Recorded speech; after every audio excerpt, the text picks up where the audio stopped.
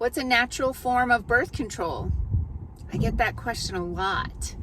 Hey, I'm Dr. Patty Barch. I'm a traditional naturopath, founder and owner of Naturally Unbridled Wellness and naturallyunbridled.com, where we focus on wellness solutions, not disease management. This is Down the Ridge with Dr. Patty, where I give you 7 to 10 minutes of holistic life and wellness information on my way to work. It's not medical advice. This is for entertainment purposes only. Nothing I say is true. Do not listen to me. So I do get this question a lot. What is a natural form of birth control? And sorry to tell you, nature was designed to reproduce. So there really isn't a good natural form of birth control, but I can talk about some of the options that are out there. So there's, of course, natural family planning. So a lot of women don't realize there's a window of time during your monthly menstrual cycle where you are fertile, around the time of ovulation, which is when you release an egg.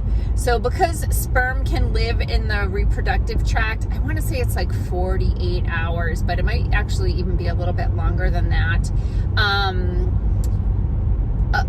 Your fertile window could be even before ovulation, because if sperm lives long enough and 2 days later you ovulate, conception could occur. So one thing to do with natural family planning is to track your menstrual cycle. It's kind of surprises me how many women don't track their menstrual cycle. Like, I don't know how you function without tracking it. I don't know.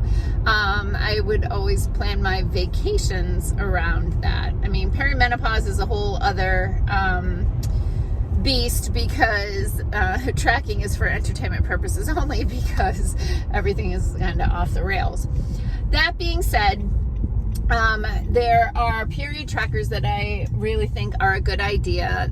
They're not all created equal. There are some that are really complex that have a fee, and there may even be some technology associated with it where you pee on a stick to track your ovulation, that sort of stuff.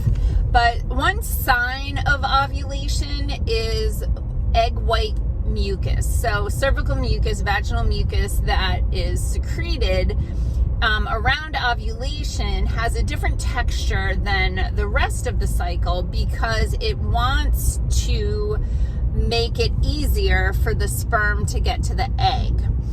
So ovulation mucus is a lot like raw egg white. It is runny and stringy, and so if you touch a finger to the mucus and you pull it away, there will be a long strand, like it'll stretch. Okay, so that's something, sometimes when you wipe you'll notice that, but there's a very different context to the cervical mucus around ovulation. There's also a slight increase in body temperature. So some women do the body temperature where you take your temperature every morning before you get out of bed, and keep track of that, and you're looking for that spike. But there are ovulation tests where you can just pee on a stick, and I believe the dollar store actually even has them. So they have pregnancy tests and they have ovulation tests. So there will be a lot cheaper at the dollar store than anywhere else. But then there's, do you want to trust your fertility or your birth control to a $1 stick from the dollar store? But from what I understand, they're pretty accurate. People have reported back that they work well. So then that is the most natural way of birth control is the natural family planning. But some women will struggle with that because they're not regular. Like, they have irregular cycles, and even some women with what are relatively regular cycles, they ovulate either too early or too late. So it's really important to track that, even if you're not, not looking to become pregnant, it was really important to track the menstrual cycle so that we can make sure things are balanced, because some things like cyclical migraines, cyclical acne, these types of things can be managed if we understand like where in the cycle are these happening, and what hormones should be, higher or lower at that point.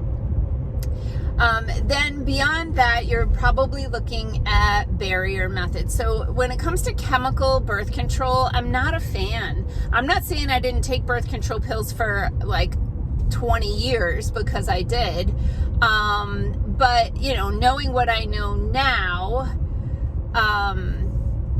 there's a connection between those synthetic hormones and breast cancer. There's a connection between those hormones and infertility, blood clots. But pros and cons, weigh the risk of what an unintended pregnancy would do to your life and health compared to the risk of ingesting birth control. A lot of clients tell me that they hate themselves on birth control, that they really hate the effects of the hormones on their body, on their mood, on how they treat their family, their spouse, their children, or how they feel. So chemical birth control just really doesn't work for a lot of women. Then I really dislike the injection birth control, because once the injection is in, if you're not responding well to it for one reason or another, it's in. You can't suck that stuff back out, and you just have to wait for it to wear off, and that takes months. And then you might need to do a whole restoration program after jacking up your hormones from those injections. There's also the implants that, go in your arm. I hate those too, for a few reasons. One, the foreign bodies within the body will always create some kind of immune response. There's a lot of scar tissue can develop around the implant, which can make it difficult to take it out, and leave a scar and that sort of thing. So I'm not a fan of that either. Then I get asked a lot about the intrauterine device, the IUD. And there are hormonal IUDs that secrete synthetic hormones every single day, and with those typically women won't get a menstrual cycle, but some women will get kind of a slight or occasional light menstrual cycle. And then there's the non-hormonal IUDs, which are like a copper IUD. I had a copper IUD because it had no hormones in it, and it was, it wasn't chemical. It was a physical form of birth control, and my body did not react well to it. I got really bad hemorrhaging periods, which caused backflow of menstrual blood back up my fallopian tubes, and it attached to my ovaries, and one of my ovaries got a big mass of endometrial tissue on it and then twisted over, and I needed to have that ovary removed. And I'm like, while you're in there, tie my tubes and take out that IUD. I'm done playing this game. But, as much as if I didn't have that personal experience, I would probably be encouraging women to get the copper IUD. But based on my own personal experience, there's some risk involved there. I lost an ovary thanks to that thing. So I can't think of any other birth control that I wanted to mention. Oh, I do. Vasectomy.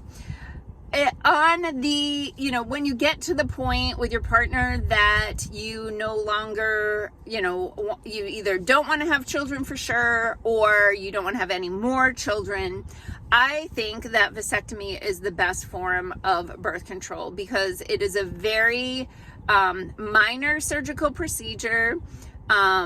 It's done in, right in the office. There's a local anesthetic and a tranquilizer, and, sit on an ice pack for a day or two.